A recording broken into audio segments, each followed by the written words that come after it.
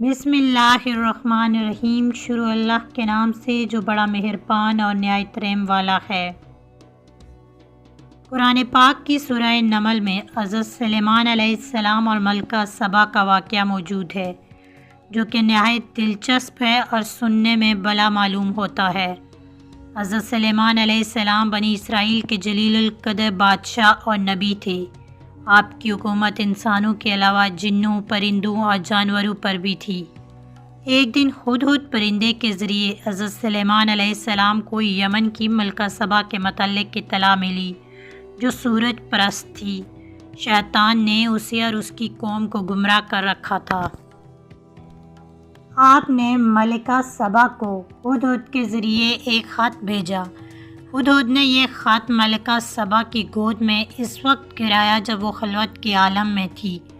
کسی کو یہ علم نہ ہو سکا کہ خط کون لایا اور کس وقت دیا گیا۔ خط کی عبارت کچھ یوں تھی: یہ خط سلیمان علیہ السلام کی طرف سے ہے، اللہ کے نام سے جو سب سے زیادہ مہربان اور رحم کرنے والا ہے۔ میرے پاس نہ آؤ مگر تم لوگ مسلمان ہو جاؤ۔ ملکہ سبا نے یہ خط پڑھ کر اپنی روایت کے مطابق اپنے درباری امراء سے مشورہ کیا۔ انہوں نے کہا کہ ہم زبردست جنگی قوت و طاقت کے مالک ہیں۔ ہمیں سلیمان علیہ السلام سے مرعوب ہونے کی کوئی ضرورت نہیں۔ فیصلہ کرنے کا اختیار انہوں نے ملکہ کو ہی سونپا کہ ملکہ جو بھی فیصلہ کریں ہم اس پر راضی ہوں گے۔ ملکہ اپنی قوت و طاقت سے بخوبی خبر تھی، لیکن حضرت سلیمان علیہ السلام نے خط جس طرح سے اس تک پہنچایا تھا، اس نے ملکہ کو سوچنے پر مجبور کر دیا، اور اس نے جلد بازی میں کوئی فیصلہ نہ کرنے کا ارادہ کرتے ہوئے سلیمان علیہ السلام کو چند قاصدین کے ہاتھ تحفے بھجوائے۔ قاصدین کو بھجوانے کا ایک مقصد یہ بھی تھا کہ حضرت سلیمان علیہ السلام کی قوت و عظمت کا صحیح اندازہ لگایا جائے۔ جب قاصدین حضرت سلیمان علیہ السلام کے پاس پہنچے تو انہوں نے فرمایا کہ تم میری ہدایت کو بالکل غلط سمجھتے ہو۔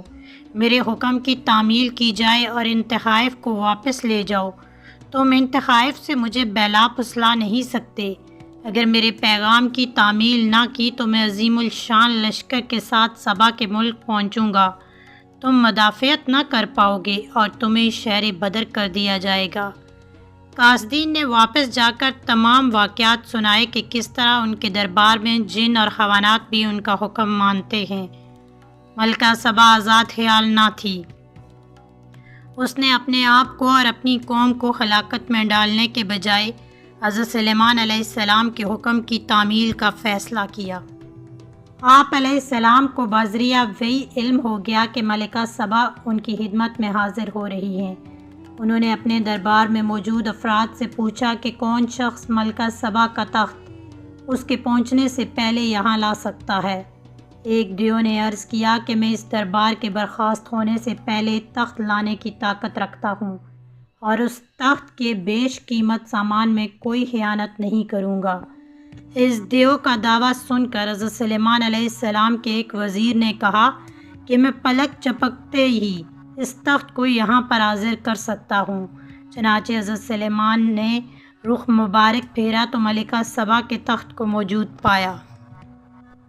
آپ علیہ السلام نے فرمایا، یہ میرے پروردگار کا فضل و کرم ہے کہ وہ مجھ کو آزماتا ہے کہ میں اس کا شکر گزار بنتا ہوں یا نافرمان، اور حقیقت تو یہ ہے کہ جو شخص اس کا شکر گزار ہوتا ہے وہ دراصل اپنی ہی ذات کو نفع پہنچاتا ہے، اور جو نافرمانی کرتا ہے تو خدا اس کی نافرمانی سے بے پرواہ اور بزرگ تر ہے، اور اس کا وبال خود نافرمانی کرنے والے پر پڑتا ہے۔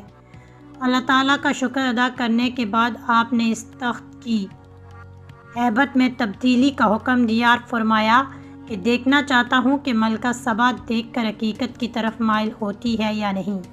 کچھ عرصہ بعد ملکہ سبا آپ کی خدمت میں پہنچ گئی۔ جب ملکہ دربار میں حاضر ہوئی تو اس کو اس کا تخت دکھایا گیا۔ اس نے کہا کہ یہ میرے تخت کے جیسا ہی ہے۔ ملکہ نے کہا کہ مجھے آپ کی قوت اور طاقت کا پہلے ہی علم ہو چکا ہے، اس لیے مطیع فرمانبردار ہو کر حاضر ہوئی ہوں۔ اب تک ملکہ نے آپ علیہ السلام کی فرمانبرداری کا اظہار تو کر دیا تھا، جبکہ آپ علیہ السلام کا مقصد اس کو اللہ کا فرمانبردار بنانا تھا۔ چنانچہ انہوں نے جنوں کی مدد سے ایک شاندار شیش محل تعمیر کروایا جو کہ اپنی چمک دمک اور آرائش و سجاوٹ میں بے نظیر تھا۔ اس میں ایک شاندار حوض تھا اور حوض کے ساتھ چمکیلا فرش تھا، ایسے دکھائی دیتا تھا کہ فرش پر پانی بہہ رہا ہے۔ ملکہ سبا سے کہا گیا کہ وہ قصر شاہی میں قیام کرے۔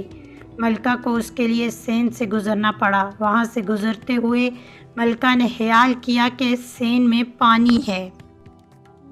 اس نے اپنا لباس پنڈلی تک اٹھایا کہ پانی میں بھیگ نہ جائے، تو اس کو بتایا گیا کہ اس میں پانی نہیں ہے بلکہ پانی کا عکس ہے۔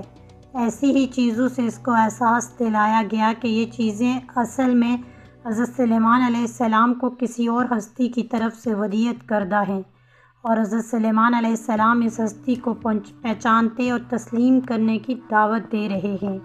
اس بات کا خیال آتے ہی ملکہ شرمسار ہوئی اور اللہ تعالیٰ پر ایمان لے آئی۔